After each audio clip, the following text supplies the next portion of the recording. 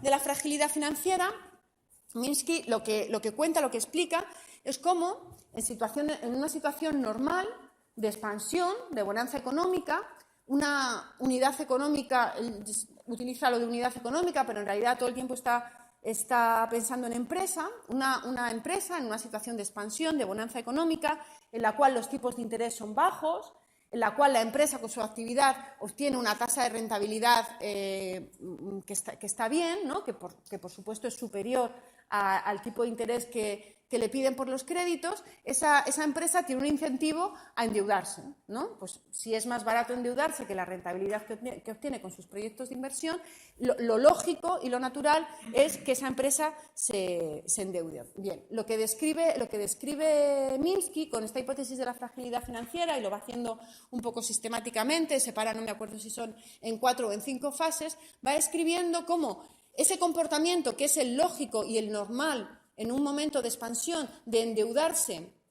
para acometer los proyectos de inversión, cómo lo lógico sigue siendo cada vez endeudarse más, cómo las expectativas sobre la rentabilidad en un contexto en el que la rentabilidad va subiendo porque estamos en la fase expansiva del ciclo, pues hacen que sea razonable ir endeudándose cada vez más, y cómo de forma natural, no porque la empresa sea una irresponsable, ni porque cometa ilegalidades, ni nada, sino que lo normal, las decisiones económicas racionales en ese clima de expansión, incluso de euforia, de subida de precio de los activos, ¿no? En los cuales sabemos que lo que se va generando, de hecho, son burbujas de activos, ¿no? Precios de activos que empiezan a subir y a subir, lo racional, lo más sensato es endeudarse cada vez más y ir poco a poco deteriorando la posición financiera. Lo que describe Minsky es que hay un momento en que esas expectativas de beneficio, fijaros, según lo estoy contando, os podéis ir imaginando, por ejemplo, los años 90 y los primeros 2000 de la economía española, ¿vale? Porque la economía española acabamos de vivir un ciclo a lo Minsky, pero vamos, de libro, ¿no? O sea, cómo, mientras que las rentabilidades que se van obteniendo cada vez son mayores, pero las expectativas de que las que voy a obtener mañana van a ser todavía mayores, sigue teniendo lógica seguir endeudándose, ¿vale?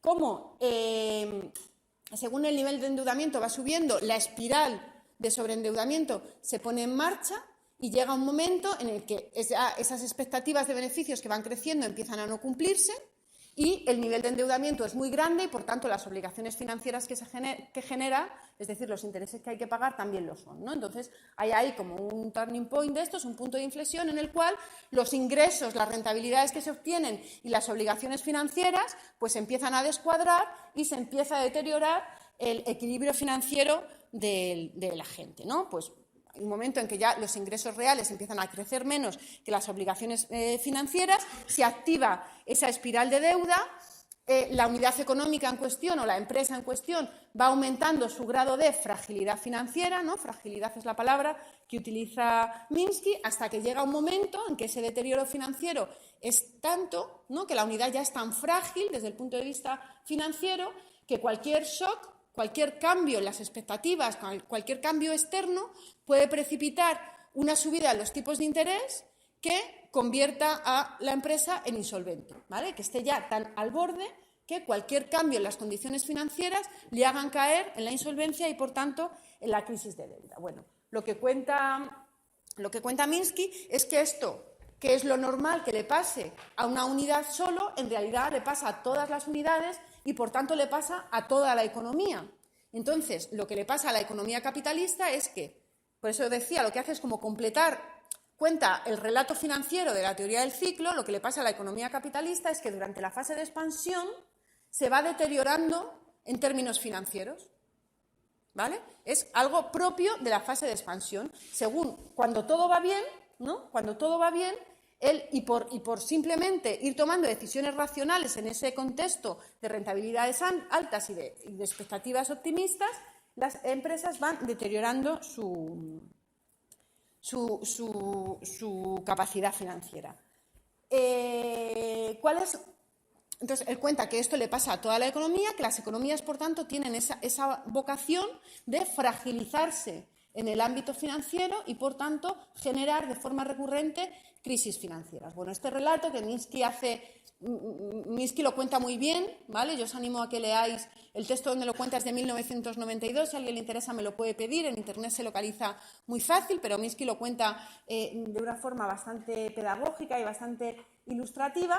Las conclusiones de su interpretación de qué es lo que les pasa a las economías capitalistas en expansión son fundamentalmente tres, ¿no? Estas tres claves explicativas que os he sacado aquí. Son tres claves que todos los post-keynesianos van a incorporar en sus análisis y que, de hecho, podemos entender que son básicas para entender la crisis financiera que nos ha llevado a la situación actual. La primera es decir, bueno, si no es resultado de la irresponsabilidad ni es resultado de un accidente, sino que es que el simple funcionamiento económico en la etapa expansiva conlleva a que se vayan aumentando los niveles de sobreendeudamiento, la propia naturaleza del capitalismo genera las crisis financieras.